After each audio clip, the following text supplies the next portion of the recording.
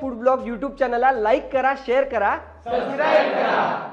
नमस्कार मित्रांनो, चैतन्य food blog मध्ये तुम्हा सर्वांचं स्वागत। मित्रांनो, आपण वेगवेगळ्या हॉटेलला जातो आणि त्या ठिकाणच्या रेसिपीज कव्हर करतो, पण या हॉटेलचे जे शेफ असतात त्यांना शिकवण्याचं काम नंदकुमार माळी सर करतायत आणि इनकेट हॉटेल मॅनेजमेंट इन्स्टिट्यूटमध्ये आपण आता आलेलो आहोत आणि खूप छान सरांचा प्रवास आहे।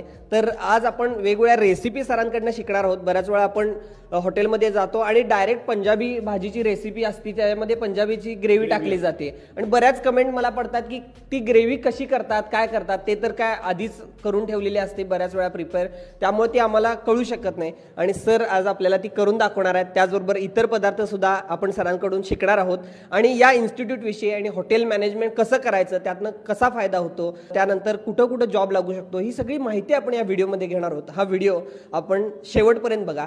पहिल्यांदा सरांचं खूप खूप स्वागत आपल्या या चॅनलमध्ये। नमस्कार सर। धन्यवाद चैतन्य। आपण इन्स्टिट्यूटची सुरुवात कशी झाली? इन्स्टिट्यूटची सुरुवात हॉटेल शालिनी पॅलेसमध्ये झाली। बरं. जेव्हा हॉटेल शालिनी पॅलेसमध्ये मी एक 10 विद्यार्थी